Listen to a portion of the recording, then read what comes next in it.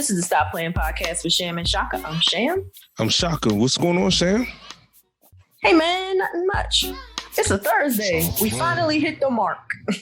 We did. We said we were going to aim for this night, and here we are. We got a football game on and a playoff baseball game on as well. Those damn Yankees. Yeah, well, they're trying to stay alive because Tampa, who has had their number all season. Yeah, so it's a good game there.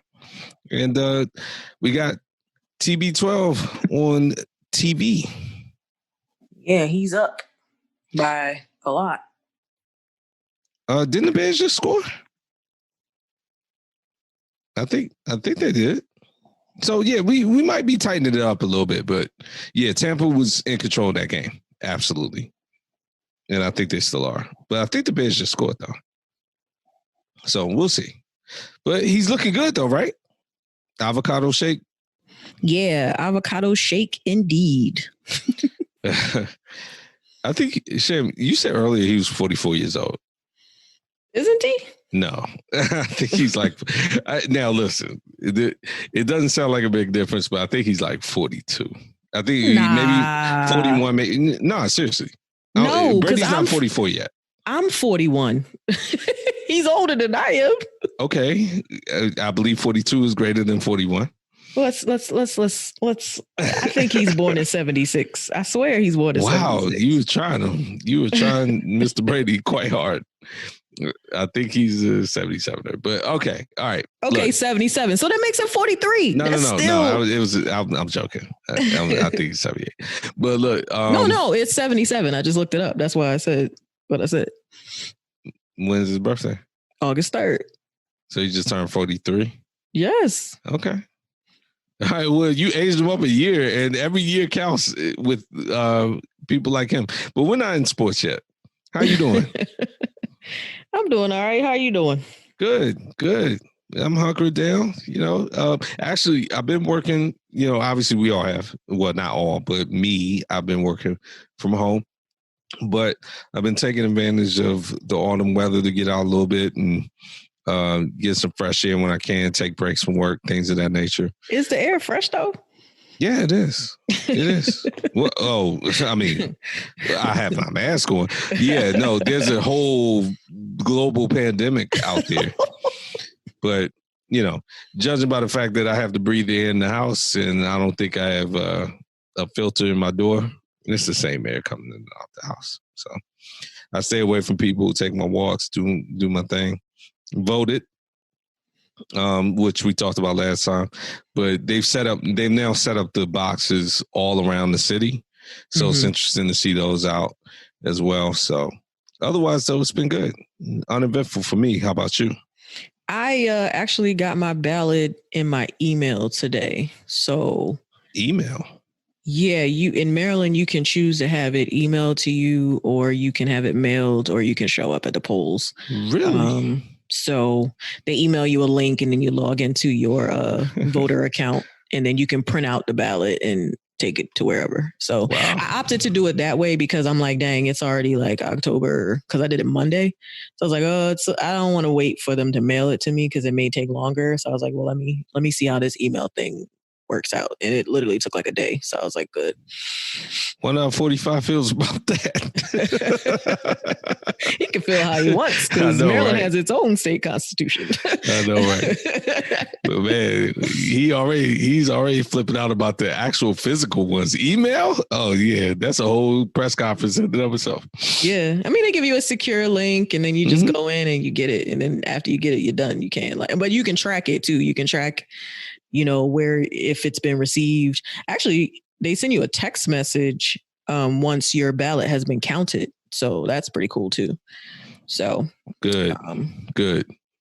So it's a pretty good operation, I would think, here in Maryland.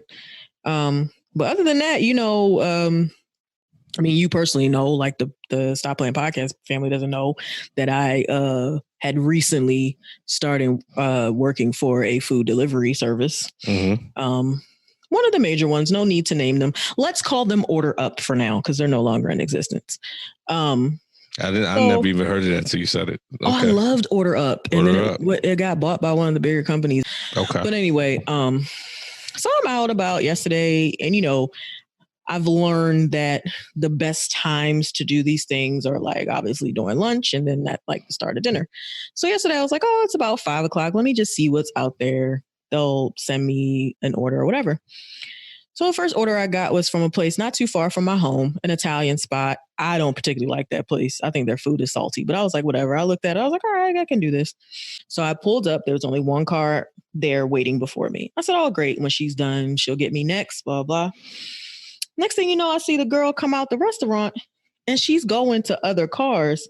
And I'm realizing by this point, when there was only one car before me, now on the other side of that car, there's like 4 other cars that had pulled up.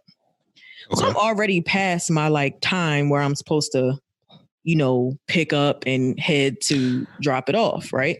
Okay, yeah, because the consumer be looking at that like, what's taking so long up there? Exactly. And my rating is really high because I normally get there like dumb early. Mm-hmm. So I'm like sitting in the car like, all right, I'm going to give her opportunity. She never looks in my direction because I'm looking out the window. So I roll down the window and I say, excuse me. I've been sitting here for a while and I see that you keep going to all these other cars. When I tell you this girl marches over to my car. Uh-oh. And she goes, yeah, you're right. I have been going to other cars, Miss Order Up. Wow. And I was like, wow, that's wonderful. I've been here before all these other cars. And she was like, and just because you said something, you're going to be sitting and waiting even longer. How about that? So I just want to make sure I'm not missing something. Does she have a problem with Order Up as an institution? I've assessed this. I've thought about this and analyzed it. I noticed all of the other cars were there for like carry out or takeout. You know what I'm saying? Okay. So she stands to make money from those orders. I see her carrying the little check booklet over to them, having them sign it, running back in. My theory is that because I'm with Order Up, she knows that the order has already been paid for and she doesn't stand to make any money from it. So therefore, to put it in layman's terms, she doesn't consider you a real customer. Or a priority. Therefore, making you not a priority because you're not a real customer who can tip her. Exactly. I don't know this to be absolutely true, but that's what I concluded. If she said it like the way that you just said she said it, I think she proved it in that statement. Oh, she said it like that. That was her way in saying it. That was her way of telling you that. She was like that, waving arms, rolling her neck like her name was Quita Jenkins and all types of stuff. If there's a Quita Jenkins listening to this podcast, thank you. Yeah. Wow, though. But she was a Becky Jenkins. So picture that. Really? So, yes. I mean, wow. Okay. So, okay, continue. I'm sorry. When I tell you, Shaka, it took every fiber of my being not to open my door and get out and choke this girl. One thing that I'm very clear about, and I say this to my friends, they know me, I say this all the time. There is only one person allowed to waste my time, and that is me. No one else will waste my time. That's a nice saying. Sure. And I mean it. So when you say to me, just because you asked me about it, now I'm going to make you wait longer. Nah, boo. I don't have to wait for you or anybody else. So this may not have been the right thing to do in that situation, but it was the one that was going to keep me from jumping out that car and making a scene.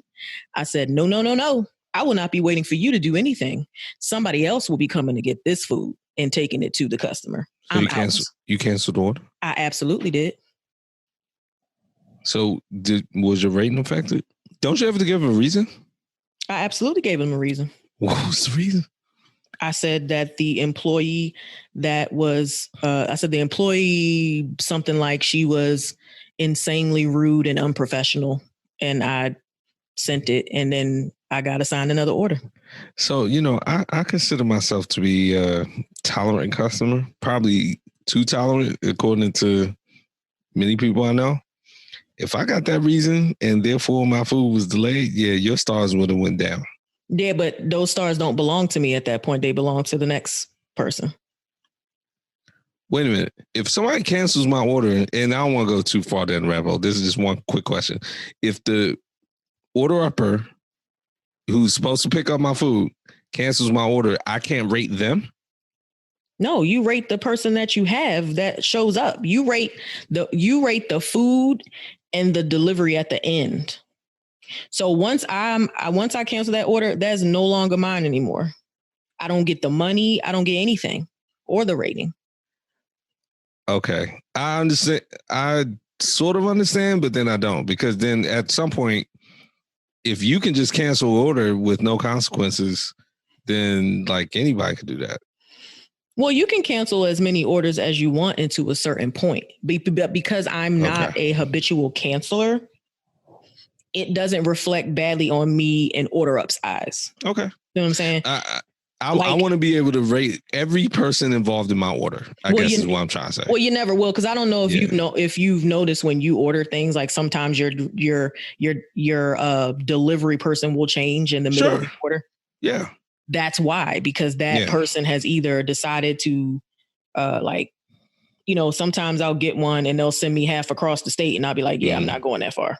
And then I'll be like, but that's the first time I've ever actually gotten to the restaurant and said, heck no, I'm not dealing with this. Yeah, because my point is, why even make them, I guess, the reasons for the company then, not for the customer? Okay. Right. They don't know. I mean, this is a communication with Order Up that I'm having, not with the person that's receiving it. Well, hey, good job. Kudos for walking off before, Shaka got come up with some bail money so that we can do the episode. And also, too, with them being, I love also, too, is so wrong, but I like saying it. Mm-hmm. With there being, like, at this point, many patrons outside, I'm not trying to make Order Up look terrible by being a jackhole in that situation. Right. Jackhole. I like that. Now, I'm sorry that happened. I'm kind of sorry for the person, the consumer, because like I said, they need to change that. My order gets delayed because of shenanigans between my order upper and the restaurant people. I shouldn't have to suffer. Give me my food. I mean, he didn't know why. He just knew that it was delayed. Yeah, exactly.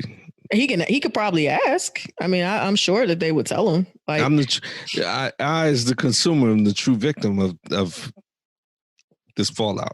He absolutely is. And Order Up will probably give him his money back or give him like a gift card. I want credits. Yeah. All of that. They'll probably do all that. That's right. In my defense, the food was already going to be late anyway, because she threatened to make me wait for it even longer because it was already late. I was already behind the time. All right. My last question, I promise. Don't you have a chat option? Some of the order uppers do that with me where something's happening. They're like, look, there's a problem here at the restaurant, whatever. And they chat me. And I appreciate that. Mm-hmm. Do you do that? All the time. I didn't do it that time because I was like, I want no attachment to this any longer. Okay. All right. Well, there you go. But I do that all the time, especially when I go to certain places where I know that they are habitually late with the orders. Yeah. I'll be like, look, I just got here.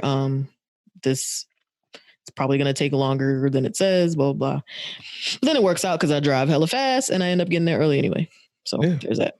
They establish a connection. I feel obligation to tip them at that point. Yeah. All right. Good old fashioned sham story time. We need to have more of those. I know. I used to have stories like that all the time. All the time. And you know what else we used to do? And one of my friends pointed this out. She was listening to the podcast. She said, I liked when y'all used to be drinking and y'all would tell people what y'all were drinking. Well, okay. What's your response to that? I was like, oh yeah, we did used to do that. Fun times. And I just left it alone. No. It's like, then we decided to stop doing that. Or actually, I don't know if we made a conscious decision. We just stopped doing that. Well, yeah. I mean, we used to shout out the beverages we had. Yeah. And then ain't nobody paying us to name them. So whatever. Exactly. We did that enough times and then we realized we weren't getting any money from it. So then we decided Diageo, where's the check? There you go. Nice try. All right. So before we get into these the current events for this week, let's talk about how you can listen to us, shall we? So, guys, you can listen to us and tell your friends on Apple Podcasts, Google Podcasts, Spotify, or wherever you listen to your favorite podcasts. You can also listen to us on YouTube. You can subscribe to our YouTube channel. You can chat with us on Facebook or Instagram at the Stop Playing Podcast and on Twitter at stop_playing_pod. And as we said the last episode, very soon, you can check out our website at www.stopplayinpodcast.com, and everything you need to know about our podcast and how you can listen to us will be there as well. Yeah, we're coming up on the finish line of the webpage. We feel very good about it. So I still feel very good about what I said last time. And even if not, you know what? This will be one of the few times in a long time that I've overpromised and underdelivered, but only slightly. So I'm cool with that. I feel like they know you by now, so it's okay. No, they don't, because I haven't been doing that in a while. So anyway, let's go ahead and get to the stories before you continue a false narrative. That's not a false narrative. If they've been a long time listener, then they know. So it's like knowing your cousin. Like, you already know how he is. But he ain't like that. So like I said. Why you trying to deny it? So like I said, it's okay. We love you anyway. You ready to get to these stories or what? Let's get to these stories. I mean, look, so you've been living under a rock if you don't know what's been happening, especially politically this week. I mean, absolutely. Let's see.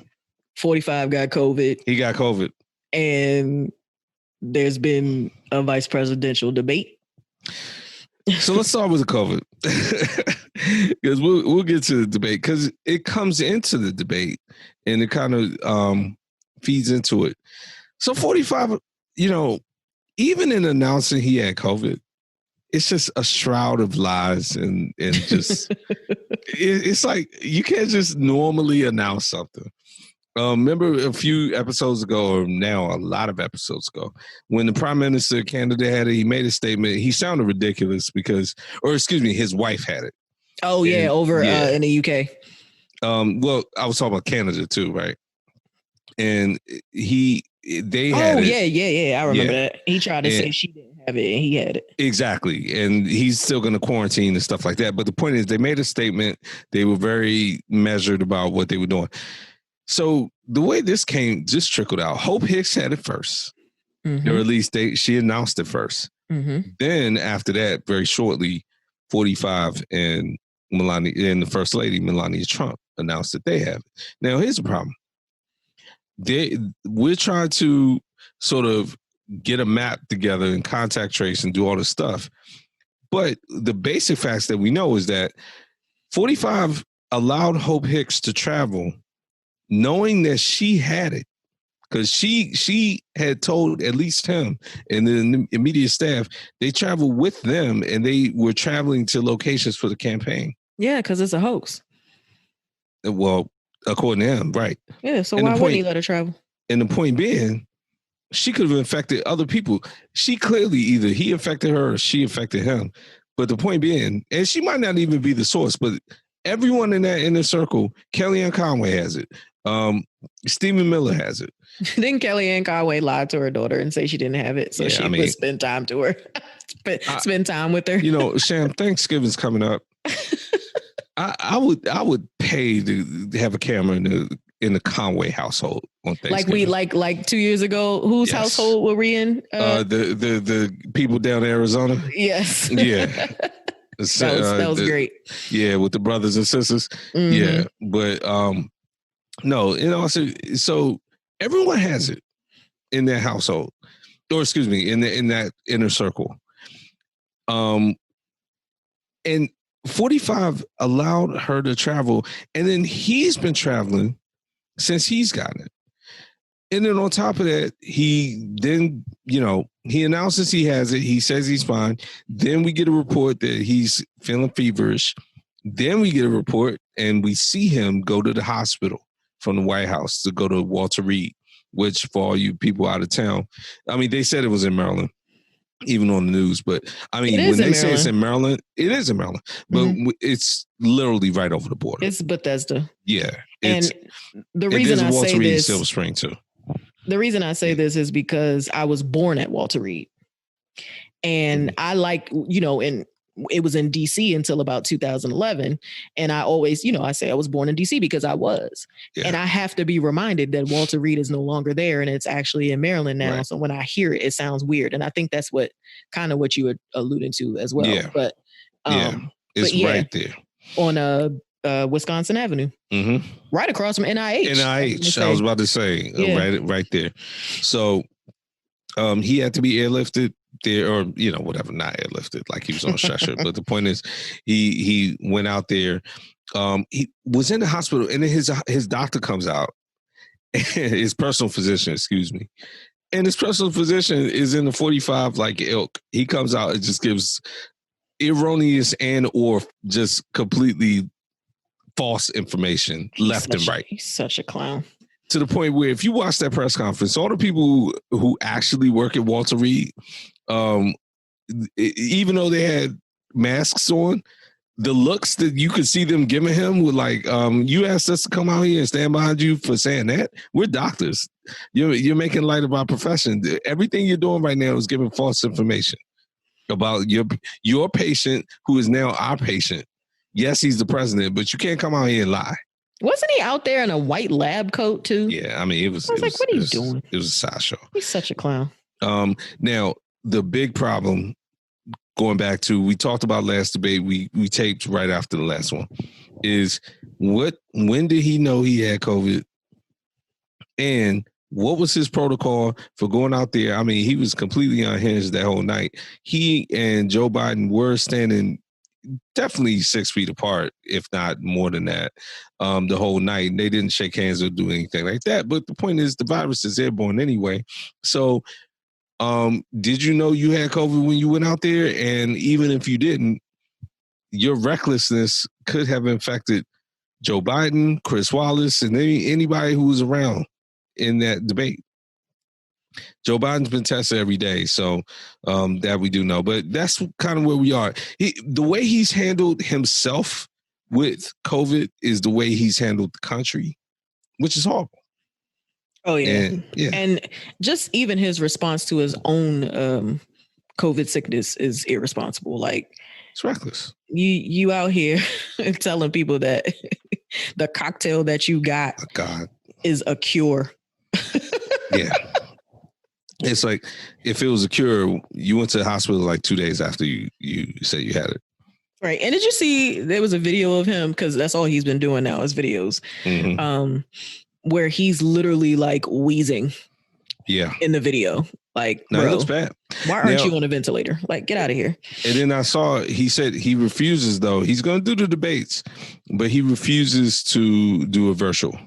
So he's not even going to consider that. Now, Biden, he wants to do it in person, and Biden's like, no, I'm not doing that. Yeah. Now Biden is saying that he's been kind of going back and forth, because at first Biden wasn't jumping out there saying he needed that. But I think now Biden's position, to your point, is, look, we need to make sure what's going on with you. You need to take your illness seriously, and then I can make a decision about whether I want to go in person. But you can't take the virtual debate off the table, which is what he's doing. Right. And he also, in his town hall on Monday night, did you watch it, by the way? No, I didn't catch. I literally just watched it probably a half hour before we started chatting, because I really wanted to see it, because everybody said it was very good. And he specifically said during that town hall, he's like, look, for years and years and years, this is how the debates have been set up. We decided in August that we were going to do 3 and what dates they're going to be. And in his mind, he's like, look, they're on these dates. That administration wants to push them back. He's like, no, we need to have them on the dates. So to your point, he's like, he's willing to do it virtually, being that they're on the dates that they were scheduled. But he is totally against them moving the dates because of like his, because of 45's unwillingness to do it virtually. Yeah. Yeah. So it's a catch. Yeah. And I like that position. Look, let's have them regardless, however we have to have them. And then that puts the ball back in 45's court. Look, not much. I don't have much more to say about 45's diagnosis. Obviously, And I'm glad it looked like for the most part people were measured. People were talking about karma and all that. This is a disease. I mean, look, 45, his mishandling of it has led to other people's suffering and death. But at the same time, you can't be happy that someone catches a disease. I don't care who they are. Absolutely not. I've been, on social media, a lot of people, even some friends of mine have said that they hope that he catches. I said, never in life do I hope that anyone contracts a disease, virus of any sort. That's ridiculous. I don't care how much I don't like a person. Right. And I don't know Donald Trump personally, so I can't even say that I don't like him. So I can't. Well, he's racist. I mean, so I think the racism gives us the card. I don't like things about him, but I don't know him personally. I can't be like, oh, I don't like this dude. Okay. But that being said, like, I don't wish ill will on him. No. And I think it's really just callous when you do stuff like that. Did you hear Mitch McConnell this week? I mean, I don't know specifically what you mean. Well, he said that he would not go anywhere near Donald Trump because I didn't know that. I didn't hear that specifically. So he said the way that this administration and specifically him has handled this COVID crisis does not align with the way that he would handle it. So he would go nowhere. He's like, look, I social distance. I wear masks. I will not be going anywhere near that White House or president. I'm like, whoa. But see, here's the bad part about that. But the quote unquote potential super spreader event was the Rose Garden event for Amy Coney, and I always get her name wrong, but the Supreme Court Justice. Mm-hmm. That was the super spreader event. And unless I'm very mistaken, Mitch McConnell, if he wasn't at that, I know a lot of other Republican senators were at that because they have it. He said he has not been around Donald Trump since August. Okay, well then I guess he went at that. Because he does not like the way that he has he does not like his position on well, you know what, though? If it wasn't for Mitch McConnell, they wouldn't be having that event because he basically said we're going to have a vote and vote in Amy Coney Barrett or whatever her name is. So he precipitated that event, whether he was there or not. I give him some kind of credit for at least having common sense not to be around reckless people. But he's being reckless by encouraging them. I don't give him credit for anything. I just think it's hilarious that he said that. It is hilarious. And what I was talking about personal credit. Oh yeah, no. What I surmise from all of that is that he gives zero fucks about anyone. He just loves power. So and loves life. He loves life. I ain't gonna sit here and die because y'all don't take the virus serious. Now, politically, I won't oppose you, but I'm not gonna sit here and die behind that, which is why he didn't show up. He said he's going to support him and hope that and help him try to become president again, but I will not be near you. Which, I mean, does he understand how that sounds? It sounds ridiculous. Yeah. It's like, come on, man. I just thought it was hilarious. That's why I brought it up. If you think he's dumb, then why are you so anyway? Okay. But because he's about the power. Yeah, get the power with somebody else. Now, speaking of power, though, see, actually, you know what? This leads directly into the point I had spoke for. So, Sham, what do I always talk about all the time? This is about carrying water. So, 45 has COVID, and he's treated the disease recklessly. And in this instance, but in every other instance, I talk about all these public officials. Uncle Tony is one of the exceptions. But all these other ones who's like, look, you don't have to carry water. This isn't Russia. He can't kill you or something if you're in his administration and you don't agree and you get fired. Well, the past CDC director, all right, his name is Dr. William, and it's Foege, probably, Foege. He wrote a private letter to Robert Redfield, who is now the present director of the CDC.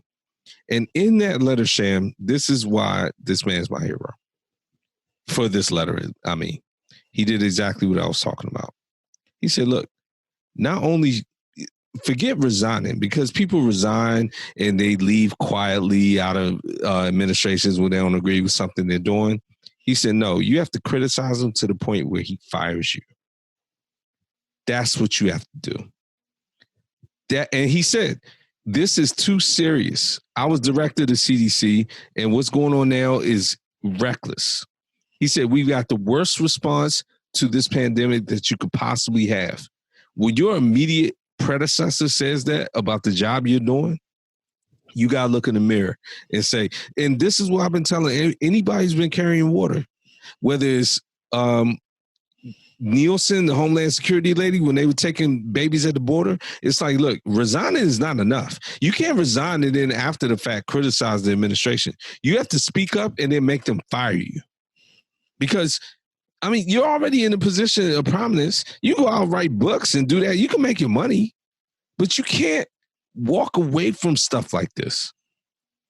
I love that he wrote this letter. And he wrote it privately, which means somebody leaked it. He didn't leak it, but he was like, when it came out, this came out yesterday, he stood by it. It was like, yeah, this disease has killed 200,000 plus people. You're the CDC director. You can't stand by this. And the reason I wanted to bring it up on the podcast is because this is what we've been talking about. You cannot carry water. That's what I loved about this. So Dr. Foggy, was the head of the CDC during the Carter, and that's my president because I was born during the Carter and Reagan administrations. And one of the points that he made, which I really love, as I'm also reading this letter, is that he said, we have 75 years of experience at CDC on how to handle outbreaks, and we've learned a lot of lessons. And it appears to me that every one of those lessons has been violated. Mm-hmm. And it's incredible that one person or a group of people can tarnish your reputation to that degree, referring to the current CDC director and how, like, the people who work for him totally have no respect for him anymore because of the water carrying that they appear to see. Correct. But yeah, man, he said it went from gold to tarnished brass, speaking of the CDC's reputation. And again, this was a private letter. He didn't mean for this to get out. So that should make us think more like, man, I'm talking to you. Now, if somebody in your camp leaks this, that's on you. Yeah. But yeah, I love it. I love it. Yeah, I love it. It's like your great uncle letting you know that how you living is not cute right now. Yeah. So you need to straighten that shit out. Yep. Yeah. And don't think I'm trying to grandstand and carry you. Like, this is me talking to you because I care about you and I care about our family. That's basically what the CDC guy said. So yeah, that's a great analogy. Now, the vice presidential debate. Man, let's get. So look, after the debacle last week, we said, and we have been saying, I actually listened to episode 76 randomly this week. And you were saying, we're going to get hyped for the vice presidential debate. And in a lot of ways, it didn't disappoint, did it? No, I don't think so. It started off a little dry at the beginning because I don't remember what the very first question was, but Kamala didn't answer it. Oh, and no. Yeah. It gave me memories of the Democratic primary debates. Yeah. On how she would not directly answer the questions. So at first I was like, oh, come on. She started out very slowly. Neither one of them answered it, by the way. Correct. I don't remember what the question was. I forget what it was too, but you're right. She started with a non-answer and then he finished with a non-answer, but it only got better from there. And I'm glad that it kind of started to give us what we needed to understand,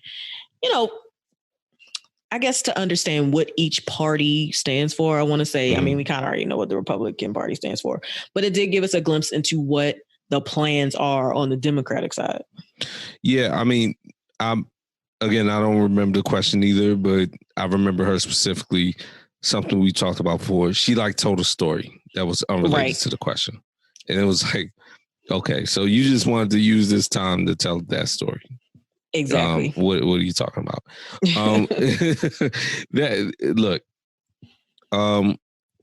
You talked about the moderator. I'll just say this because this is my, we've already talked about the rules. They're going to change them.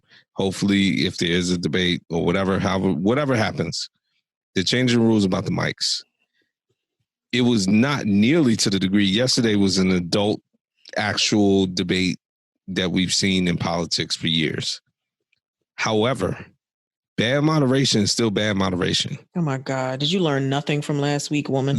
That moderator let Mike Pence roll over time and interrupt. I mean, within the first 20 or 30 minutes, he had interrupted Kamala Harris to the point where she had to say, I'm speaking, which I like that. And that's now become a meme. And you could tell she practiced it because she knew he would do it. She knew he would do it. Interrupt her. But the moderator allowed it. She allowed him to interrupt her. And it's not acceptable, especially given what happened last week. You can't let that happen. And, you know, I was a little bit gentle with Chris Wallace last week, but this moderator, like, you have to jump out there. And she did it like 2/3 of the way through. Like, look, you guys agreed to the rules and this and that. No, you got to say it the first time he tries to interrupt. The first time. You haven't gotten the power to cut mics yet. You should, but you haven't. And I don't think she would have if she had it. That's what made me not like that. So I was really, really angry, and especially like the first third when she really let him get away with it. And then somebody must have got in her ear like, you need to take some control of this. Yeah, but it was like out of control. It was like the third part of the debate by that point that she started doing it. Because if the debate was 90 minutes, she waited to minute 60 to start to really get exactly. And I'm like, this is the same thing all over again. I'm like, when are they going to find somebody who is about to like literally cut him off? I understand they don't want to be disrespectful because he's the sitting vice president, but at the same time, there's order to be made here. Like, what are you doing? I mean, this is the election. Like, you know what? No, you're absolutely right. And I think that's sort of the thought process. Like, okay, we can't be disrespectful. You know what? I'm the moderator. You're being disrespectful to the process. I dare somebody to tell me the next day you were disrespectful to the candidates. No, I wasn't. I respected the process and the American people who took their time out to watch this debate. And I absolutely will not have the rules being flouted and broken, which is what he was doing. Like, and you could tell he was getting more bold with it over the course of the night. Yeah, because she wasn't stopping him. She wasn't stopping him. Right. And that's really what was bothering me the most. Look, Mike Pence, he's Mike Pence. We've talked about him till we blew in the face. He didn't do anything last night that we didn't think. What do you think of, I mean, either one. I mean, what are your overall thoughts? I mean, we've given some general thoughts, but overall thoughts. I think that if you wanted to listen and if you are an undecided person, or you could still be undecided after that, that's fine too.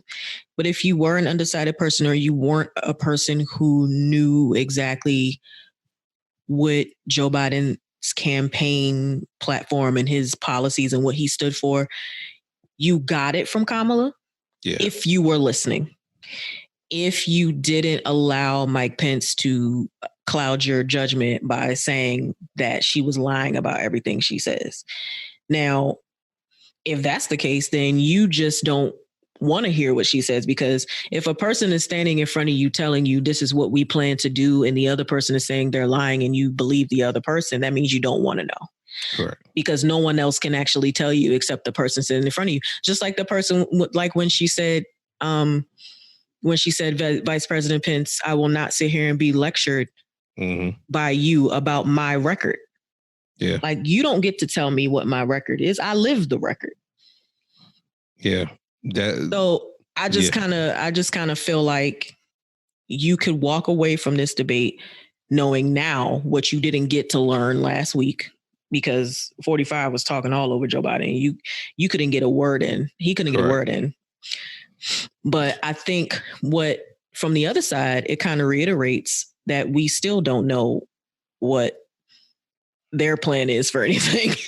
Nah, I mean, Mike Pence is the guy you trot out there like, look, we don't really have anything substantive. Just go out there and like talk around stuff for an hour and a half. Oh, he deflected for the entire time. Yeah, he'll never answer a question, and he'll look you in the eye and be like, that's a great question. So, God bless America and God bless and he'll just talk through you like you're nothing. And I say polished, but because it's a polished type of thing where he's just going to drown you in words until you're exhausted. Like, okay, this guy's never going to answer this question. It doesn't matter. And he could walk away from something unscathed, like, yeah, I don't care what she's saying about me or him or anybody else. I'm just going to come out here, say nice words, and walk away. And that's it. That's all you're getting from Mike Pence. Sham, who was the star of the debate last night? The fly that landed on his head. And look, everybody talks about, the fly, it's attracted to pieces of shit and all that, and I get that. The moment the fly landed was the exact moment after he said, there's no systemic racism in America. Mm-hmm. That's what I liked. The timing of the fly. The fly was like, oh no, I mean, I see the pile right there. But I need the exact moment to land when it smells the worst. Oh, wait, there's no systemic racism in America coming from number 2 leader in America? No, I'm going to make my presence felt right here, right now. I'll take questions. I'll take questions as to why I'm here. Nah, that's all. It was awesome, though. The fly. And Mike Pence's hair is so white. I mean, that fly stood there like, what's up? This might as well, I might as well be sitting in the middle of a polar ice cap. I mean, it was great. I like when she called him out about how that administration basically has a hard on for Barack Obama and just wants to do everything, undo everything that he's done. Correct. Now, the one thing I still don't like, and it's a small complaint, that she and Joe Biden still won't actually say, I don't need them to say they're going to pack, quote unquote, the court. We've talked about this. But they need to at least say nothing's off the table so that can no longer be an issue. That was the most sure Mike Pence seemed about anything, to be like, y'all are running from this question. And he's absolutely correct. He is correct. And you can't give them that type of ammo because they're going to keep asking. So by not answering it, you're answering it. So you might as well just go ahead and say it out loud. So that was my one complaint. Kamala, she did a great job. Again, she's perfectly capable and beyond capable. She's extremely smart. So I think she did a good job. Yeah, she did. And it's interesting because I compare this to, and we talk a lot about Tim Kaine and how he just wasn't a formidable opponent. He just wasn't. And I'm on social media last night and everybody's like, man, he's being easy on her. He's being so nice. And I'm like, he appears to be doing that because he knows who he's up against. Like, he don't want that smoke. He doesn't. Exactly. He didn't want the smoke. So of course he did that 4 years ago against Tim Kaine. He wasn't like, shoot, I could have been a better debate counterpart than him. Yeah. and look, there were times he tried to bring it and she was ready. Yeah. So it's one of those, Mike Pence is smarter than that. He's like, I listen to myself on the show talk about Mike Pence. I disagree with basically everything he stands for, but the man's a politician. He knows, like, look, I'm not going to get up here and get embarrassed by Kamala Harris. I'm going to poke at the edges when I can and, get out of here getting unscathed. I'm not going to get embarrassed out here by this black woman. Because that's a no-win situation for me. If I saw like getting crazy, she will embarrass me. Yeah. So he was like, let me just get out of here. Let me just lie like a rug like I normally do, talk around questions like I normally do, drown people in words, and then get out. Right. That was like he kept going after the tax cuts. And she said repeatedly, no. Only people who make over 400,000 will be affected by the new tax law. And he would go right behind her and say, that's not what you guys are doing. Like basically calling her a liar without actually saying it. Exactly. And I was like, yo, that would get under my skin. And she handled that so coolly. Yeah. He never question that they were asked that neither one of them answered. So it was the question about their succession plans. Right. being that Trump is 74 and Joe Biden is 78. And had there been discussions about what that'll look like if they win, that kind of thing. Yeah. It was another moment where she took time to tell a story instead of answering the question. Yes, I completely agree. Now, here's my thought on that. I hate when people do that. And Shan, we kind of talked about this a little bit when she got nominated, because I think we both believe, and a lot of people believe that, Joe Biden may, even if he wins, he may not run for a second term. That's my language. But a lot of other people are like, anything can happen. Here's the thing. I don't think it's appropriate. It's appropriate for the government to say, look, there needs to be a succession plan, like, national security. But I don't think it's something you need to deep dive into. Like, have you talked about the possibility that the president's going to die and you're going to take over? Because, let's all be adults. Let's just say it like it is. I don't think you have to. I think you can show respect and be like, look, clearly I'm the vice. That's what the office is made for. Exactly. So it's not something we have to go out of our way to talk about. Right. When you select the vice president in the first place, what you're saying is, this is the person that I trust to run the country in my stead for whatever reason, including death. And I don't think it's appropriate. I guess what I'm trying to say is, I don't think it should be a question to that extent where you have to lay out this big plan, because basically what you're saying is, we want you to come out your mouth to say that you understand that Joe Biden's old and that there's a good chance he's going to die. That's inappropriate to me. It was very inappropriate, and it was ageist. Yes. And also, although she didn't answer the question and she told that story, in that story, she basically summed up why she was chosen. Right. Which in turn answers the question. However, I think with a question like that, instead of using up your 2 minutes or 6 in Mike Pence's, right. Instead of using up your time to discuss why you were chosen, you could just nicely say, look, like you said, this is why, vice presidents are in office, just in case these things happen. Do we wish this to happen? Absolutely not. But in the moment that it does, I'll be ready to step up and take the reins. And that's it. That's really all she had to say, verbatim, what you just did right there. And then you take the rest of your time to talk about something you might have not made a point about earlier that you wanted to finish. Yeah, and Sham, you know what the 3 most useless words in the English language after last night is? 2 minutes uninterrupted. Because you know what, though? I looked at the transcript and she said it 100 times. No one actually used 2 minutes. No. And she said it after. Now, there were times that at least Kamala Harris got her answer in before she had to say anything. Like, Kamala Harris would give her answer and then look over like, that's all the time I needed. Mike Pence went over every time. But absolutely, he did. But the simple fact that the moderator said 2 minutes uninterrupted after asking every question was like, at this point, if we're getting to even 10, 15, 20 minutes into the debate, and that hasn't been honored up to this point, you need to stop saying it. How about that?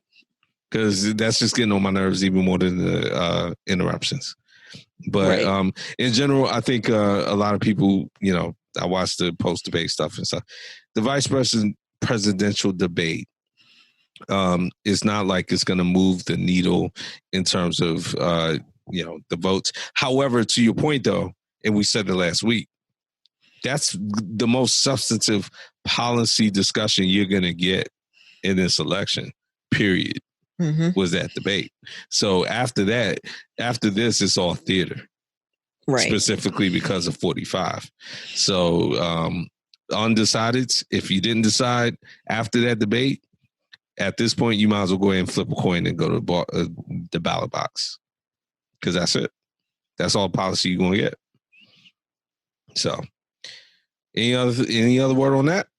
Nope. Just that I hope that y'all got what y'all needed from that and y'all vote responsibly. Exactly. Well, it's all political world news we got for tape. Let's go. Ready to get into some entertainment. Let's do it. A little bit of a downer. for the first story. Yeah, man. Yeah, big major. You know, it's just odd times we live in, right? Eddie Van Halen, famous guitarist, of course, passed away this week. 65 years old, relatively young. You know, before we taped, I wasn't able to actually read the story yet, but I saw that his brother gave a very moving tribute to him. That's got out on social media. And look, you know, at minimum, we just wanted to make sure we mentioned it. I can't sit here and say I knew. Of course, I knew who Eddie Van Halen was, and I knew like his impact. But it's not like I can sit and go chapter and verse in it, like everything he did. He was just that big of a figure that you just gotta you have to say it when he passes away. At least from my perspective. Yeah, he died of lung cancer, which you know is a particular cancer that's near and dear to my heart because my mom recently passed, suffering from that same disease. I remember Van Halen from the 80s, like when I was little, I want to say around 7 or 8 when I first discovered MTV, although MTV was out before that. But like, you know, growing up in the hood, you ain't really had cable too much later. So I would go to other people's houses and they would have it. Yeah. And so I remember seeing things like Jump and Running with the Devil. Like I would see all the, like with the big hair bands and stuff. And I always thought that Van Halen was just like a fun group. Hot for Teacher was a big video for them because they had Tawny Katane with the glasses was dressed as the teacher in the video. Yep. And back then that was like kind of like risque for TV because it was like, ooh, there's a hot teacher and she's got on this nice dress and then she's pulling her shirt off. And so I do remember that. And I do remember also that their first lead singer was David Lee Roth. And then there was like a kind of thing with them. And then Sammy Hagar came in. But Eddie Van Halen also played the guitar riff on Beat It. Yes. Is, you know, that guitar riff is sick. And I know that he and Michael Jackson were pretty close back then. So, you know, over history, you know, you have all these contributions to the music industry and just like all these classic hits and stuff. And, you know, these people get their roses while they're alive, mostly like, especially musicians. And I'm glad that he actually got them. You know what I'm saying? So, I mean, it's sad that you have to pass away at 65 because like you said, it's relatively young, man. Yeah. Like you think at 65, you got like maybe at least 20 more years of life left. 10, 15, 20, especially someone of that stature, you know, Eddie Van Halen, rest in power. And like I said, I will get to his brother's tribute, but it was awesome. It was awesome. What his brother said about him. So, but we just wanted to mention it. We both want to mention it. I mean, it's definitely worth a mention. I mean, like, our in memoriams on this show are few and far between, and we're glad about it. But, you know, the ones that we do discuss, they definitely deserve a mention. Yeah, we got to capture them. Now, on to some less than elite fanfare. Sharon, can you lay this one out for what you know? I only know bits and pieces on the edges. So Jaguar Wright has been out here in these streets just coming for folks left and right. She out here, man. So Jaguar Wright I consider her part of like the OK player, neo soul, like surgents in the late 90s, early 2000s. She was featured on Jay-Z's Girls, Girls, Girls as a vocalist. She did a couple joints with The Roots as a featured vocalist. And she came out with an album, which I own, by the way, is an excellent album. Her only album that's of any real consequence. I think it was called Denials, Delusions, and I forgot. There's 3 words that it's like alliteration. Denials, Delusions, and Decisions. That's what it's called. Okay. And her most popular song on that was called What If, which is a banger. Chick can blow. Now, I don't know if she might be kind of salty that her career didn't go as well as she would have liked, but she's been out here in these streets lately just calling out people left and right. I don't understand the agenda. Let's look at the list, shall we? Yeah. The Roots, she's called them out. She says that Black Thought didn't write his own lyrics, which is crazy to me because he's top 5 all time, and I don't want to argue about it. Right. Talib Kweli, Common, Jill Scott. Who in the world has anything negative to say about Jilly from Philly? Erykah Badu, Alicia Keys. Now, she had big smoke for her, and I honestly agree with that smoke. I mean, Mary J. Blige, Ray J, Brandy, Clive Davis, Tevin Campbell, which you told me about. Yeah, that one came across my feed. Yeah. And then most recently, Puff Daddy, which is the most disgusting one. Yikes. So I'm just trying to figure out, before we get into the specifics of the especially the last 2 stories, I'm trying to figure out what the end game here is with Jaguar Wright. To your point, had albums back then, not really doing much now. So what's the end game? Like when Superhead offended everyone, she was writing a book. Mm-hmm. So is Jaguar Wright writing a book? Not that I know of. She apparently doesn't want to be in the music business ever again. So I don't know, but what the end game for her is. I don't understand the gain for her for just going out here just spilling what she considers to be truthful secrets and tea and alienating everybody. Well, Tevin Campbell's suing her, right? Oh yeah, he's not having it. Yeah, he's like, yeah. Look, I mean, so the Tevin Campbell thing is like, to your point, who has smoked for Tevin Campbell? Right. Tevin Campbell been living in his own bubble for like the last 15 years. Yeah. Like, why? Like, somebody just throw on Can We Talk? Let's get Ashley Banks in here. And, have a little dance. Okay. And that's it. That's all. Tevin Campbell ain't hurt nobody. And then, okay, now Puff, look, I mean, Puff got enemies list a mile long. But, and honestly, Jaguar Wright, you're not the first person to accuse Puff of being gay. But the story she told, the singer, so Christopher Wright, right? Christopher Williams. Sit your $5 ass down before I make change. Right.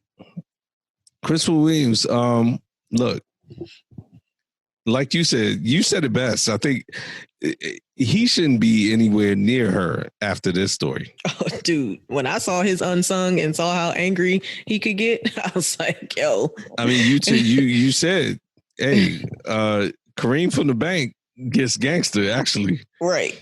And somebody called I'll Be Sure so that I'll Be Sure isn't taking the case for Kareem. but it also, I mean, the allegation. So she made it seem like he gave Puff head just for what, like a deal? A demo deal. So she said her entertainment lawyer at the time had worked for Bad Boy, and walked in on Puff in his office with Christopher Williams down on his knees giving him fellatio. And then the lawyer, I guess, kind of left. And then Puff was kind of like, she was like, why would you leave your door unlocked? And he was like, I can do what the fuck I want and all this kind of stuff, basically. And then according to Jaguar Wright, she kind of got blackballed from the industry. Right. And the stuff she had Puff saying, she was like, imagine the power I have if I could have another man suck my dick for a deal.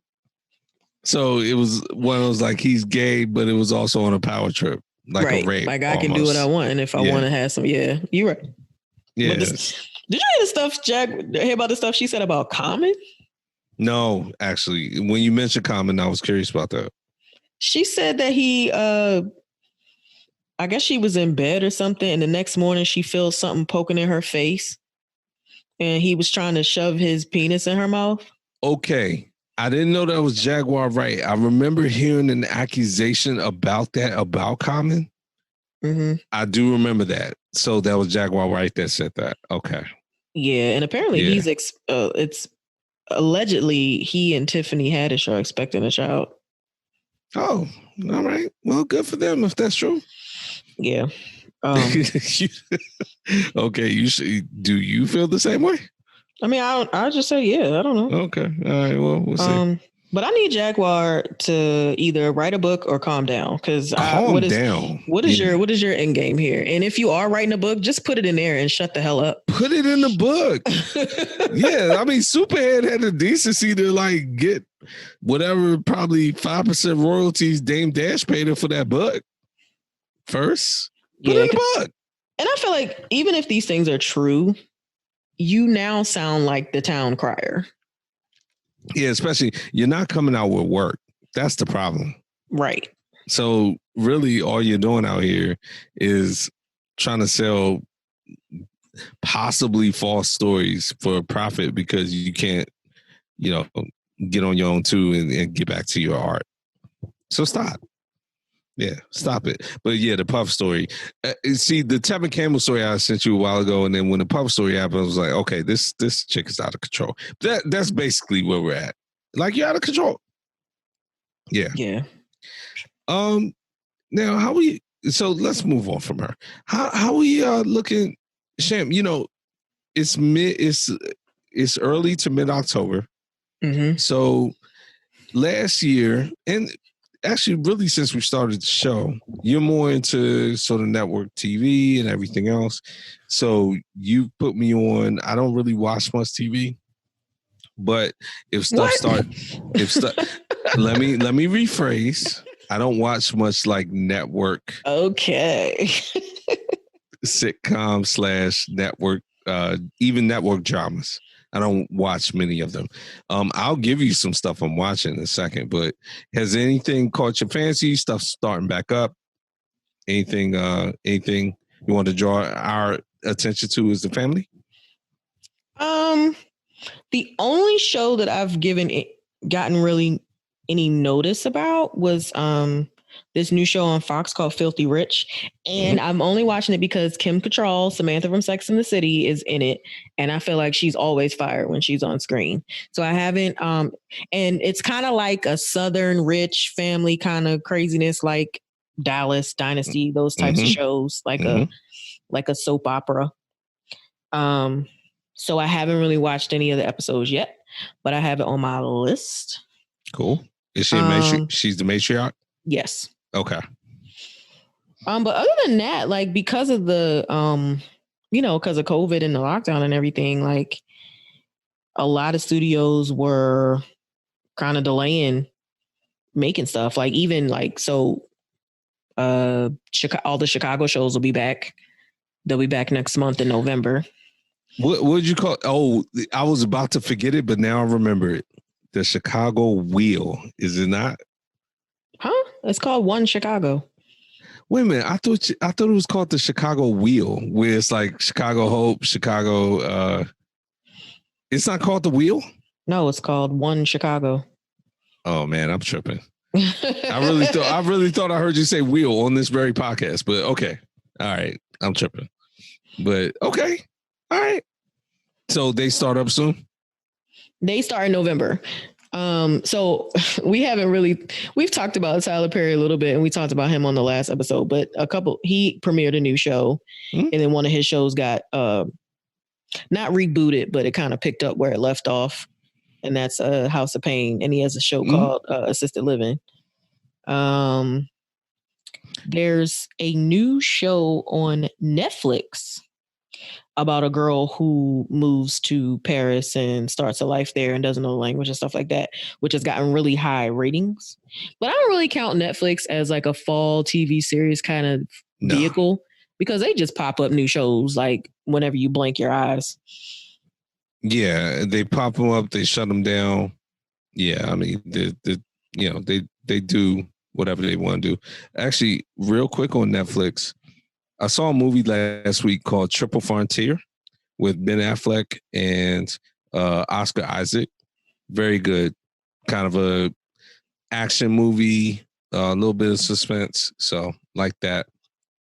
I've been watching Peaky Blinders, not a new show at all.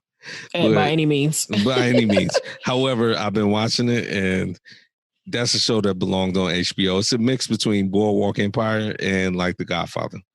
So I've been into that. I'm excited about Law and Order SVU to return. So this will be the 20th season, I believe, maybe even 21st. I got to double check that. But really what I'm more excited about, even beyond that, is Elliot Stabler's return from Law and Order to the spinoff for the crime or the organized crime show that they're going to have him headlining. Yeah, so people are really excited about that. That's going to be spectacular if they do it right. Yeah, so I'm here for that one. And do you know who Cal Penn is? I probably should, but he's one half of Harold and Kumar. Yeah. Oh, okay. Yeah. Yes. So he has a new show called Cal Penn Approves This Message. Yeah. And so I really liked him as a young doctor on House. Mm-hmm. And I don't know if you know this, but he like quit acting to work under the Obama administration. Yes, I did know that. So remember how? So we met each other when I worked at Blackfin, and Blackfin was literally right behind the White House. Yep. And he came there one time, and I was like, "Oh, hey, what's up, man? I hated how your character committed suicide on House." And he looked at me and was like, "Yeah, it's just a character." And looked at you like, like really? And from that moment on, that's what you choose to say to me. It's from that, and I'm bringing you drinks, sir. And then I was like, okay, all right, cool. From that moment on, I was like, I will never watch another thing that he's in. Oh, well, you mad at him for saying that? Absolutely. Why? Because it was rude. I mean, maybe the delivery was a little rude, but I'm kind of with him. Like, really? Like, no, can I get a drink? He gave me all kinds of eye rolls and bitch pleases. Oh, okay. Well, you didn't say all that. You just gave the words. Oh yeah, no, he was very because I kind of agree with the words, but if he was snarky about it, he was stank. He was real stank. So I was like, "Yep, you don't have to worry about me watching you anything else." he's had an odd career because aside from the break, he was in not Man of Steel, but I forget that the like one of the Pan Superman movies. I'm pretty sure he was the one where Kevin Spacey played Lex Luthor, and Brandon Ruth. That had to be Man of Steel. No, that was Superman Returns. Returns. Thank you. Because we talked about the Lois Lane issue. Mm-hmm. He was in that, and he barely spoke in it, and he was very like serious looking and damn near somber looking. And you like, yo, why was he in this movie if he wasn't? Because this was rolling off of Harold and Kumar. So it was like, okay, well, is he comedic? Because if there was a comedic angle, otherwise, if he was serious, then why is he talking more? Otherwise, he has no purpose in this movie. Like, take a lane. But yeah, you never told me that story. That was very snarky with him. Yeah, he was a jerk. I would think you'd appreciate that, but it's not good when it happens to you, huh? No, I'm not famous, so who cares? Because I would think you would appreciate. Because that almost sounded like a sham answer. Like, it is a character, you know that, right? I mean, I can say that I don't have anything to lose. Whatever, nobody knows me. So anyway. But yeah, it was. I was like, done with you. And then and so therefore we vowed to never watch it. Well, you know what the good news is? You didn't have much to watch after that. Exactly. Nice. So yeah, that wasn't hard. You didn't have to avoid much. But otherwise, fall season picking back. TV is picking back up. They're not playing. Yeah. They need to make this money. Oh, I'm excited about Sisters. That premieres next week. That's going to be a shit show. What's that? I love it. It's another Tyler Perry show, but it's about 4 women. It's kind of like, I don't want to see. I hate when you compare things to Sex and the City because that's kind of like the benchmark for like single women and all that kind of stuff. But I mean, it's 4 Black women. They are dating. They're best friends. They're in relationships. They struggle. It's like, that kind of show. Yeah. So, but Girlfriends. Yeah, no, because Girlfriends was really funny, and so yeah, okay, okay, they're all kind of like that. But I guess you could compare it to Girlfriends. I didn't want to compare it to Girlfriends because Girlfriends is so much like 10 times better. But okay, so but give it a chance. Well, no, I watched. This is season 2, so I'm excited about that coming up. And the season finale was terrible. Well, what happened to one of the characters was terrible in a hilarious way. So I want to see how they transition that to the new season. But other than that, like you said, like it's picking up, but we don't know what's what yet. Cool. Except I did send you an article, and this is going to be very quick. Ebony K. Williams is joining the Real Housewives of New York next season. Yes. She will be the first Black woman on that show, which is insane because it's New York City. Like, come on. So it's like the Friends argument, right? At least they had Black people on that show, right? Though. Right, like, exactly. Yeah, I can't say the same for this one. But people are getting excited about it because they are ready for whatever smoke she can bring, and I've been watching it anyway. Mm-hmm. But I'm super excited about this. So cool. That should be probably sometime next year, though, not this fall. It'll be interesting to see the dynamic. Absolutely. There's already one current cast member in particular that everybody cannot wait for them to interact. And it's amazing. So that was just announced today. Okay. So. All right. So what we got the now, one quick thing I want to say about the show. Technically, it's Power Book 2, but really the show is called Ghost. Mm-hmm. It's called Ghost because, I guess we knew that, but it kind of hit home when I was watching it, and they were like previously on Ghost instead of previously on Power. Right. Yeah, because the show is technically called Ghost because there's all these different Power Books, like chapters. Correct. So here we are. I don't understand why they call it Ghost. Me neither. Here we are. So we're at the mid-season finale. Show will pick back up in December, as they told us at the end of the episode. So what'd you think? I think it was the worst episode out of the 5 that we've seen. I agree. A little disappointed given the positive momentum and nice things we have been saying. Especially, I'll put it this way.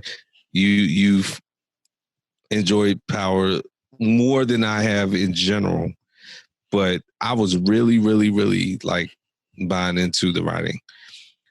There were a lot of stupid things happening in this episode. I'll jump out there first. And do you want to save the teachers for? Do you want to talk about them now, get them out the way, or what? I mean, teachers are useless. Why do we have useless? Why do we have them? What are we doing? I think we summed it up last week. I think they're just there for the gratuitous sex scenes because they provide no other content to the storylines.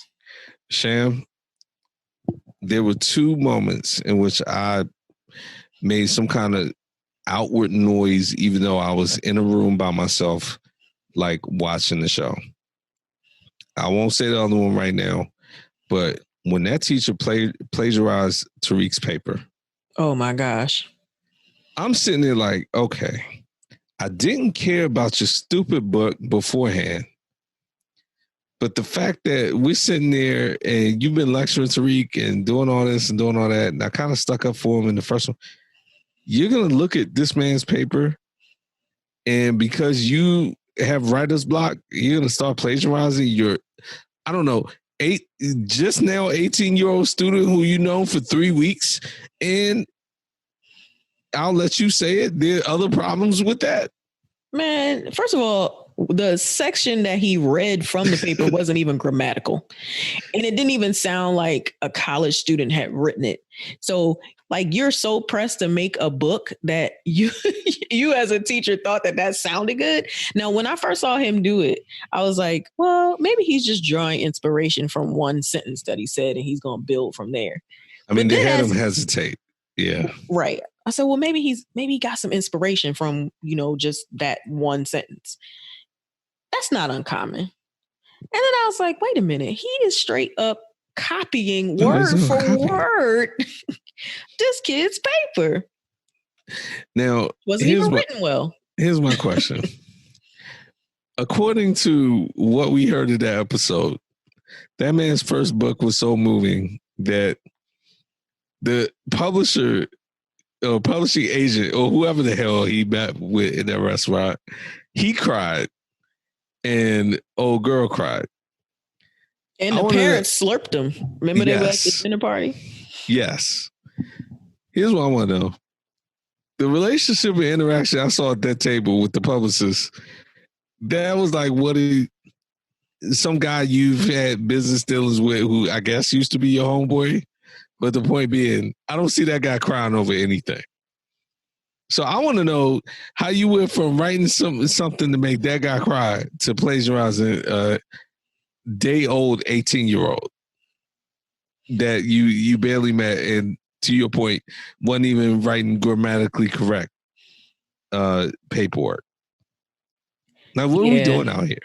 I don't know, man. But I know I have seen other shows and movies where people kind of have a block after having one successful book. Of course. And then they just kind of go, you get these book deals and then you can't compete with the first book because it was so good type thing. You got deadlines and it wears on you. Yeah. Homeboy was like, look, you and I were cool. You helped me get where I am now, but I'm about to kick you to the curb if you don't come up with something good. Yeah. Like, write something good now. Or you're done. You're done. Look, then the other teacher, I mean, we saw this coming. They introduced her sex addiction. So she's having sex with the basketball player. Why should we care about either one of these teachers? What do they have to do with anything in the whole world? We should not care about them at all. They're attractive people. That's it. Exactly. They're good-looking people. That's all. So moving on from them. All right. Shall we go to the main plot? All right. So Sax. Sax is out here. Being Sax. Sax is out here being Sax. You know, I do like the fact that the show is embracing the fact that Sax is a screw up. And if you can use that engine, or if you can use that gasoline to drive the engine of the writing, I'm with that, because it's hilarious to see him work. See him talking to his niece, who is also a screw up. Since the exchange where she was telling him like what she did to Tariq, I was like, you know what, Sax? This is a younger version of you talking to you about like stuff you would do and all the stuff you're doing wrong. Mm-hmm. Yeah, so that was good. Yeah, that niece is a hot mess. Oh my gosh. I knew she was going to do everything he didn't tell her to do. Hey, but you know who stand up? Hey, his roommate. Protecting his business. That's what I'm talking. Yo, stop asking me all these questions about Tariq. Exactly. Like, what are we doing out here? But I don't like that Tariq told him everything about the connect and all that kind of stuff. I kind of felt like he spilled a little too much. Like, I think he should have just told him enough to keep him at bay.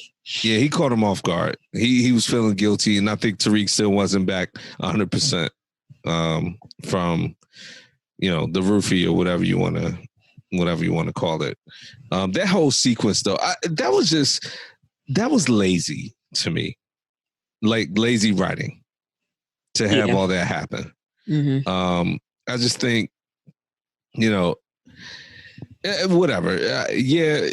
People pick up cups, stuff happens at parties, but I just think it was a lazy way to like try to bring intrigue into a story where Tariq is really handling his business. You could bring him down in other ways besides that.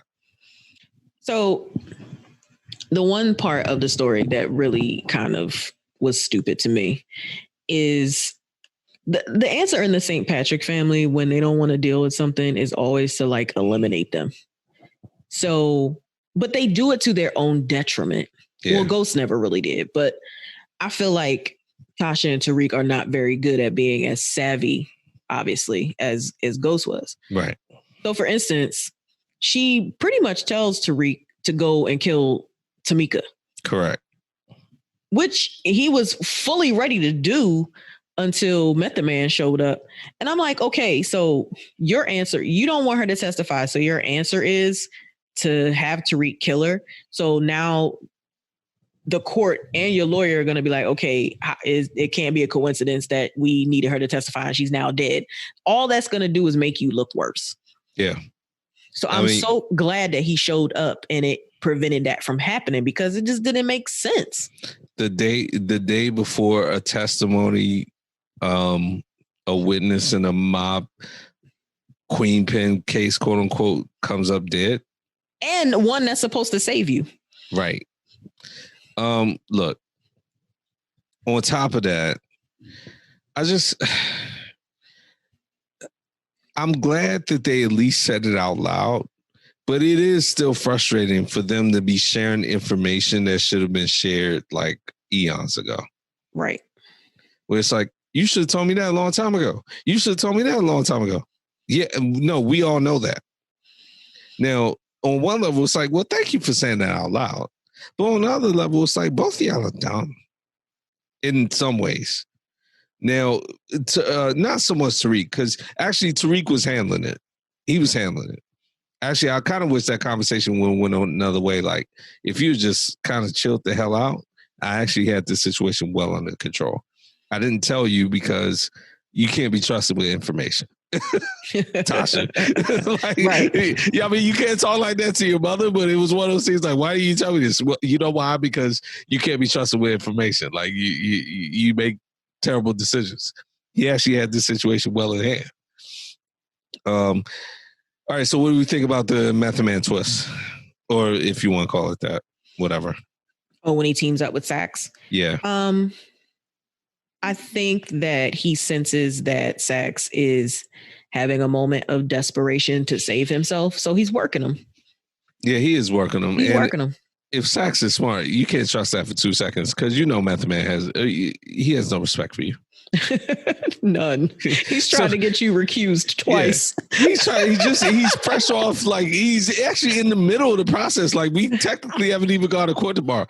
So like you're gonna team up with him and believe that? No. But Sax looked like he believed it. So we'll see. All Method Man cares about is winning. We knew that from like the first episode. Yeah. When they hyped him up. So Sham, I've been trying to do a better job of learning names. So Method Man is Davis. Mary J. Blige is Monet. We after painstakingly going through it, we know Diana. First of all, Sham, look, Monet, she's so damn sexy to me. Just because she's so mean.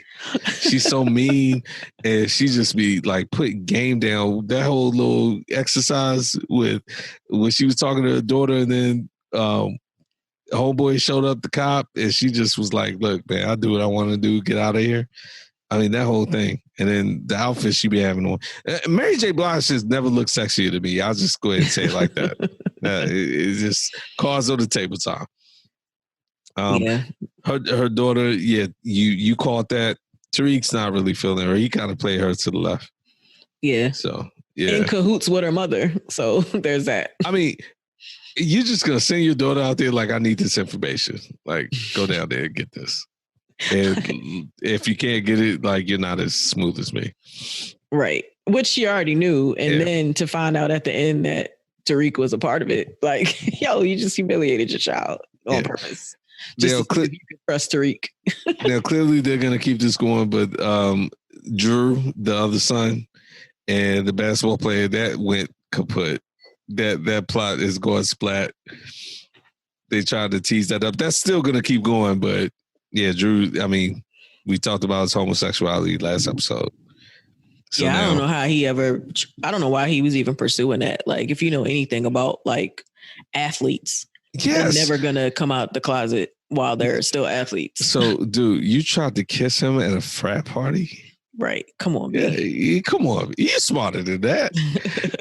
Like, when he was doing it, I was kind of like, hey, man, not to sound like the bad guy, but he can't. He's closeted. He can't do that. And you know that. So don't like trip on him. But yeah, whatever. Team too much. Yeah, that was too much. So in general, I mean, I think, I don't know, it's just kind of an avalanche of things. They kind of, you know what, Sham, what was disappointing, I'll just kind of wrap it. They slipped back into some old tropes from the old Power that I thought that they had kind of gone past. It looked like they were like, look, this is the mid-season finale. We have to have a bunch of stuff happen. So we're just going to kind of lazily stumble through and knock some stuff down to get to these plot points. Where Sax knows, I mean, the whole scene at the cemetery, Sham, it's like, what? Yeah. I mean, thank you, Davis, for at least saying, like, you that's can't not even remotely admissible. Right. You can't use that. Like, what? The first question will be, how'd you get this video? Oh, wait, you were standing there filming him? Why? Right. So what? Are you following him? And how did he get that lit? And how did you know he would, whatever? Yeah. All of that. So all of that. Pretty much. Yeah. So, but yeah. So a little disappointed. Clean this up. They need to clean this up in the next few episodes. Hopefully they do. And hopefully they move on to the next Power book, because I can't see this going on for season after season after season. Yeah, I mean, I feel like I didn't heard Tommy's name thrown out so much. We need to see him pop up. Like, yo, why's my name getting thrown out here? I had nothing to do with none of this. Okay. Can I see a Joe Sakura cameo of some sort? Like, I heard y'all been throwing my name around, depositions, court, hearings, all kinds of stuff. What's up? Who I need to kill? Because Tommy to kill so many people, it's not even funny. Like, as soon as Tommy coming back, people will die. It's like the Joker. You're gonna cancel Christmas. Yeah. So yeah, you ready to get into some sports? Always. Listen, I don't know about you. We both been watching these games. Sham, has it seemed to me there's been an inordinate amount of yelling in these games? Have you been watching a little bit as we've been taping? The NBA Finals? No. The football game. The one that's on right now? Yes. And we're not going to talk about it yet, but I'm just saying, I wanted to save it till we got into sports. Like, people just yelling at each other all over the place. Yeah, my TV's on mute, so I'm not. Oh, no, I can't hear it. I'm watching them. Oh, yeah? Really? I don't know. You know how you just be looking straight ahead at something and you still miss everything? I think that's been happening. All right. Well, when we get into the NFL, we'll get into this, because this is a very interesting game. I'm going to tell you that right now. Well, yes, let's start with the NBA Finals, though. No NBA Finals tonight, which I thought they might be. But, Sham, we're at Lakers 3, Heat 1. And I think you made very plain what you feel about the NBA outcome of the bubble season. Yeah, this is whacker than 99, man. All right, so I will say this. You and I disagree on that, and I think I said it last time too, but the ratings don't lie. So no one's watching this shit? Nobody's watching it. Now, there could be a lot of reasons for that. I think LeBron fatigue and a case of, people don't feel it's legitimate. I do feel it's legitimate. I'll be out on an island on this. Whoever wins this bubble, they are the champs of this season, because we played basically a full season. I think maybe 5 or 6 games less than a full amount of regular season games. And you had a tournament format. If anything, this is the ultimate season. You put everybody in the same place at the same time, and you told them, take the championship if you want it. That's my position. So people don't like it, that's fine. But I do think it's legit. And the Lakers, if they win, they should get props. I mean, it's being the champs. I don't know. It could be some LeBron fatigue. I know for me, it's LeBron fatigue. Like, I'm sick of seeing him. But I think it's also that it's Miami. Like if it was Lakers Celtics, I think it would be different. Or even if it was Lakers Milwaukee Bucks, I think the ratings would be different. I just don't think that anybody cares about anybody on the Miami Heat on a national scale. Not even buckets? No. Like yeah, they don't have star power like that. Like, don't get me wrong, and I think we both kind of cape for Jimmy Butler, but he's not a star on the level of like Giannis or even like the Celtics. The as a team are just the name Celtics draws people in, especially when they're going against the Lakers. So I just think that's what it is for the most part. And it could have been the protest because a lot of people were saying like, you know, when they protested that they weren't going to be watching, and that could be that too. But I have only seen little snippets and it just hasn't been enjoyable to me. Like, so. And the final point, I think going into this, because I don't know, man, I do feel like in general, the bubble was getting a lot of good pub and ratings. I think when you looked at the actual matchup, independent of like the history and the lore and everybody else, and even the star power, the Lakers were heavily favored. And even just eyeballing it, it was like the Lakers are a bigger team. They have LeBron James, of course. It didn't feel like it was going to be competitive either. So I think that hurt it as well. In addition to the points you said. And it's played out like that. It's 3-1. Lakers will probably take this home tomorrow. So it'll be, it'll be a gentleman's. So you never want to really see that in the finals. But that's what it's going to be. And you kind of made your thoughts playing about this season last week and just now. So any other thoughts on the NBA? I'll be glad when it's over. Get it wrapped, or get it restarted soon under normal circumstances. NFL. Yeah, that's been crazy this week. Yes, it has. So what's the number on the Titans now? I don't know the number. I think it's double digits like, at this point. It's definitely double digits. It's over 20. Yeah, and on top of that, they are in. It's warm water, but it's starting to get hot water about this little workout they did in some high school. Oh, great. Yeah. So they did a workout and it was sort of off the books because there's protocol on the workouts they're supposed to do. So apparently they went to the local high school and did a workout or practice or whatever. They're going to get in trouble for that too, and rightfully so.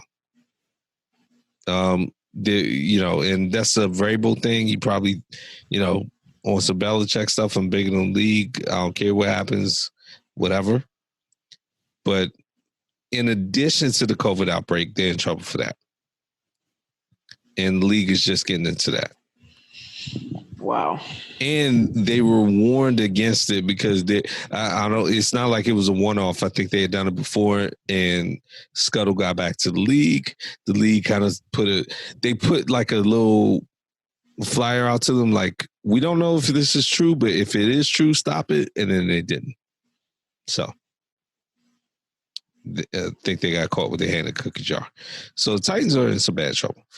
In general, there's been some games moved. The Raiders have a COVID outbreak, so our game against the Chiefs is in jeopardy. There's the Titans, and then there was one more team I feel like that had a COVID outbreak as well. So this week, week 5 in the NFL, it looks right now to still be intact, but it's on a razor's edge. They may have to move some games around, including my boys. They have apparently moved the Titans game to Tuesday night, which is strange. Okay. It says Tuesday night at 7. Wow. Okay. So did you hear Ben Roethlisberger's statements about the whole situation? Talk about how they got the shorter, how the Steelers now have the shorter end of the stick. Oh, because their game had to be moved too? Oh, that is their game.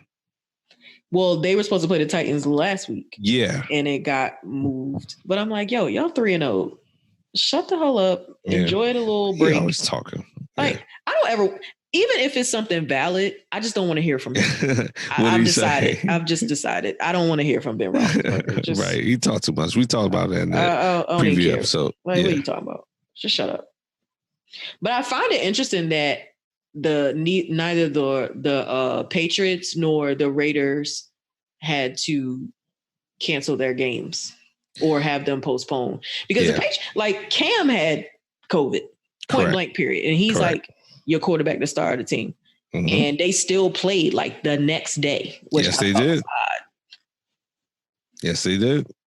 Played us and beat us. Oh no, wait, I'm tripping. That was after our game. Yeah, it was. Yeah, we played Cam. Look, I don't know exactly what to think of how the NFL is handling the COVID outbreak. I mean, I made my thoughts known before the season, but now that we're here and we're seeing outbreaks, I mean, it's just, I don't know what the proper course is. You quarantine everybody, that's fine. But at what point do you stop games and pick the map up? Now, to the point we're talking about, I was watching PTI this week, and Kornheiser made a great point. Football gets all the ratings. So if they want, they can move games around however they want and push the playoffs back, push the Super Bowl back. What's the other leagues going to do? Nothing. Not a damn thing. Yeah. So they can fall back on that, and they're still fine. Yeah, that's what I understand. Who are you trying to please here? Yeah. Fans aren't going. Well, some fans are going to some stadiums, which is another problem in and of itself. And we talked about that. Kansas City is letting folks up in there. Yeah, and we play them this week. Indy's letting folks up in there. Yeah, Dallas, everybody. I mean, it's crazy. That's the COVID. You already brought in, so let me lead in on this, because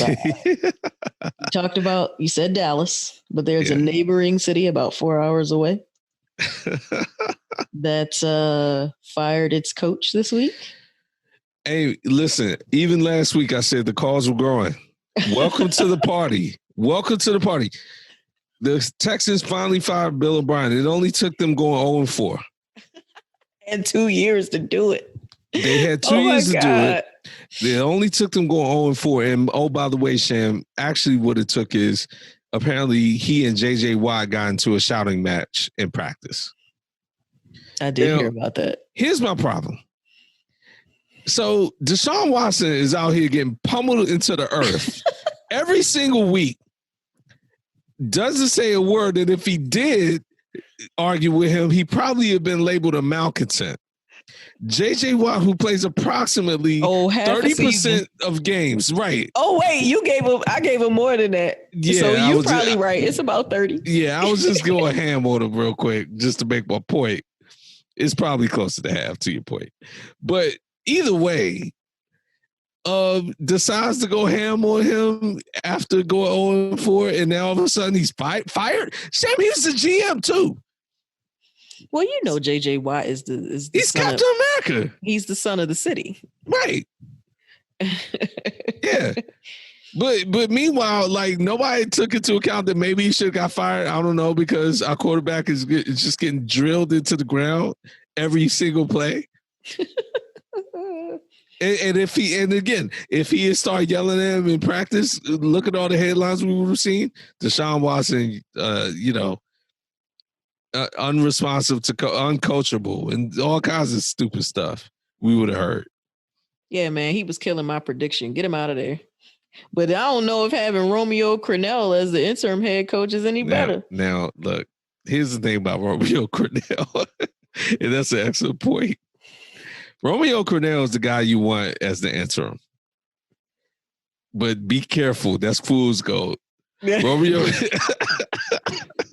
Great defensive coordinator. Can't say much about anything else. Yeah. So Romeo Crennel, and see, they kind of did it too early. I remember specifically one year where Romeo Crennel came in there in week 14 when Kansas City fired whoever the hell the coach was at the time. Maybe Herb Edwards, maybe Ty Haley, somebody like that. And he won approximately 3 games, and they made him the head coach for the next year. And then they went like 3-13.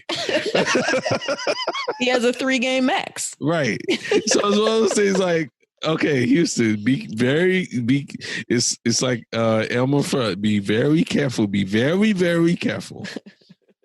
It's week 4, it's week 5 coming up. Don't let Romeo Crennel go out here and, go what? 6-6 or whatever in the next 12 games and be like, we got a new head coach. And he's a black coach and I'm all for it, but I've seen that fool's gold.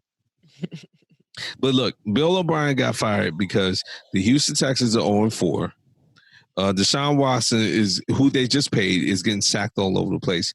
And DeAndre Hopkins is shining in Arizona. And it is making him look horrible. Oh, we knew that was going to happen. And we did. Again, that's why you can't work from home in the pandemic. You can't trade DeAndre Hopkins in your pajamas. Come to the office and talk that over with the rest of the staff. You shouldn't be trading him at all. Right. Suggesting that trade should get you fired. Right. Did you get lit upstairs with a nightcap and then come downstairs and press the trade button? And then come out the next day and say, I don't like how many baby mamas he had? Like, you sound dumb every single second. So Bill O'Brien. It's like when Chip Kelly just got rid of Deshaun Jackson. Deshaun Jackson, right. Out of nowhere. Like, it made up like all this crap about him being in gangs and stuff. Like, dude, what are you talking about? Yeah. Chip Kelly came out here and was just saying stupid stuff like, hey, I heard he started the Bloods. He started the Bloods gang. You guys didn't know that? It's like, dude, it started like in the 60s. What are you talking about? Right. But yeah, you're right. That's exactly, it's a Chip Kelly situation. When you came in there, they said Bill O'Brien has been trying to absorb power, more and more power in that organization from the second he got in. And then when he got the power, he just kept abusing it. And that was abuse. Seasons. I didn't realize he was there for 6 seasons. Yes. I felt like it was longer. And a lot of the players that were drafted that are doing well was under Rick Smith, the black GM. They promoted him to team president, who I hope is still the team president, who actually was like, dude, you're eating off my work and you make me look bad. You're fired. So yeah, hopefully. Actually, it was Cal McNair, the team owner, who fired him. Oh, okay. Yeah. And that came from the top. From the very top. So Bob McNair used to be the owner. Yeah. So, yeah, Bill O'Brien's out of there. He'll be someone's offensive coordinator. Or he'll probably go back to New England for, that's what they always like to do. He's part of that tree. Yeah, that tree sucks. Sucks. Now, so that was the first head coach firing. And then we had another first. Actually, I guess not. Because I guess Chicago would have been the first quarterback benching who is playing tonight. When they benched Trubisky. Yeah, they're winning by a point. Goal. Yep. Well, the difference in that situation, though, is that quarterback got moved from first to second string. Correct. This quarterback got moved from first to third. And shoot, I believe if there was a fourth string, he'd probably be the fourth one. Right. I mean, he's a step away from practice squad. Exactly. Yeah. And we're talking about Dwayne Haskins, quarterback for the Washington team. So, I mean, Sham, this, even, again, watching PTI, Kwanzaa was saying was shocked, and I agree. This was shocking.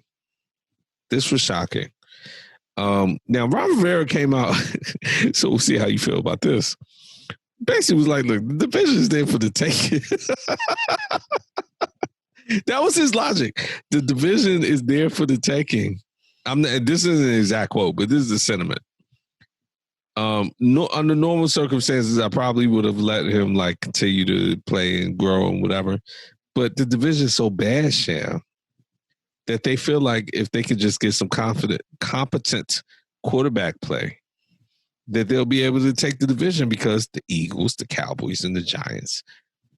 I mean, the NFC East record is horrible. So that was what Ron Rivera attributed to be like the tipping point of his decision. What are your thoughts on that? I think that's dumb. It's very dumb. Because the quarterback play is not the only reason why y'all haven't won any games. Right.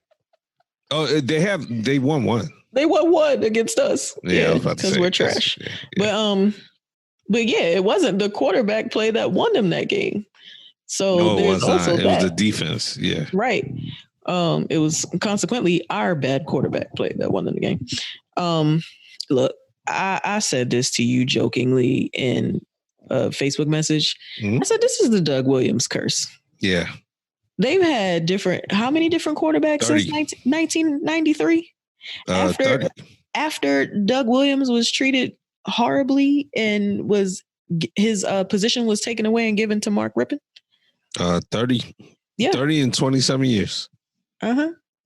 Meanwhile, he still works for the organization. Oh, my God. I feel like he should be somewhere in the stadium with like a Grinch smile. I feel like he's in the film room in the basement with a muzzle. At this point, you're not allowed to talk anymore, and we keep you so we can say we have you in the building. That's it. Yeah, because the few times you were allowed to speak, it was bad week for brothers on the Stop Playing podcast. He put a hex on the whole organization, including himself. Correct. But look, this is unfortunate in all seriousness for Dwayne Haskins because you look at Daniel Jones up in New York, mm-hmm. and they put his stats with them, and they're basically contemporaries. Dwayne Haskins' stats are not good, but Jones are even worse. Yeah, he's horrible. And that's a terrible team. And he's getting all the space in the world. Yeah, because their coach didn't come out and say the division was for the taking. They just out here like, whatever. Yeah, I mean, their coach, they're probably he was making cats run around the field for mistakes in practice, then they must be exhausted over the course of the season. If he's still doing that. Job. Yeah, if he's still doing that. He got the biggest promotion, came from wide receivers coach to head coach. Exactly. So disappointing for them, but Washington football team. So Kyle Allen will get the start. To your point, Dwayne Haskins was demoted to 3. Alex Smith will be number 2 on, half a leg. He shouldn't even be walking, let alone playing football. Right. But because of the simple fact that they paid him all that money, I knew Alex Smith will see the field for the Washington Redskins. Washington football team. Sorry. I wonder if Tom Brady is sick of losing to Nick Foles. All right. So here we go. Let's go around the rest of the league. And let's start with this game. This game, Tampa is playing Chicago, and it looks like they're about to lose. Tampa's about to lose to Chicago. Yeah, due to that horrible pass on 4th and 5. Correct. Now, Brady has been up and down. He's looked great on some, but there have been some plays he's frankly missed horribly. Chicago's getting ready to start 4-1 for the first time since 2012. Good for them.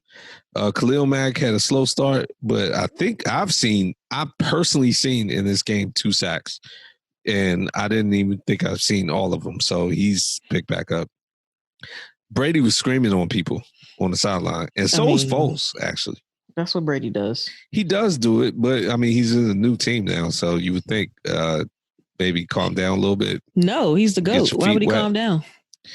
Well, he would calm down because I need you to make some better throws than I've seen tonight, and then calm that screaming down.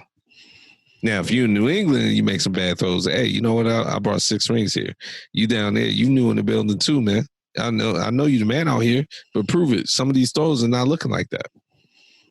Oh no, I feel like Tom Brady can scream at whoever he wants to scream at. Not playing like that. Hey, you got. Not only did he bring 6 rings to New England, he brought 6 rings to the NFL. And all of them are on his fingers. If I'm a Tampa Bay Buccaneer and I ran my route and you threw some of the passes you threw, I don't need to hear this from you until you throw the passes that I saw in New England. That's what I'm saying. Well, he didn't bring Bill Belichick with him.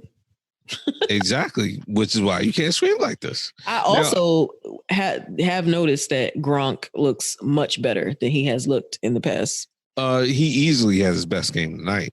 Yeah. So maybe he's finally getting back into football shape. Yeah. I still think, Gronk had a lot of injuries leading up to that. So I don't know if he'll ever be 100% to where he was prime Gronk, but to your point, hopefully he's getting back into shape. Great. And it's good. It helps Gronk and it helps Brady to have Evans there. When Evans is playing, it helps both of them. So, but good for Chicago. Foles look good. Look, Foles, to your point, he beats Tom Brady. He'll come in there. He takes that job. They're 4-1 now. They still got Green Bay. They being Chicago still got Green Bay to contend with. So, notables. Eagles got their first win last week. San Fran. Congratulations. Yeah. Yay. I mean, hey, better than Ofer. I mean, Cowboys still lost again, just like we've been saying. Dak had basically 500 yards, I believe, maybe over, or damn near 500 yards again, and they lost again. He had a turnover again. It's the same story. Somebody on ESPN the other day said, he said you just throwing up stats for no reason. Who cares if you got all these stats if you can't win games? I agree. Yeah. Like, I don't care that you have 500 yards in this game. Y'all ain't win. But now it'll be about the money. Now it'll be about the money. That's what he's going to want. And he's going to say, and unless the Eagles get it together, especially, what if they make the playoffs by winning the division? That he's going to try to hold them hostage just off that. Well, they're saying that he's already regretting paying Zeke and whoever else he paid. So Zeke is looking like kind of a thief right now. He better get it going. Exactly. South, Breeze, not the Breeze we know, but he's coming back to form a little bit. They won. So that's fine. Atlanta, that situation. Now, they were playing Green Bay. I wasn't expecting them to win that game, but they said that seat for Dan Quinn is an inferno. I expect him, if they continue like this, he should be gone either next week or the week after. They should ask J.J. Watt to start screaming at him and see if that'll get him fired. Exactly. They needed J.J. Watt to do that.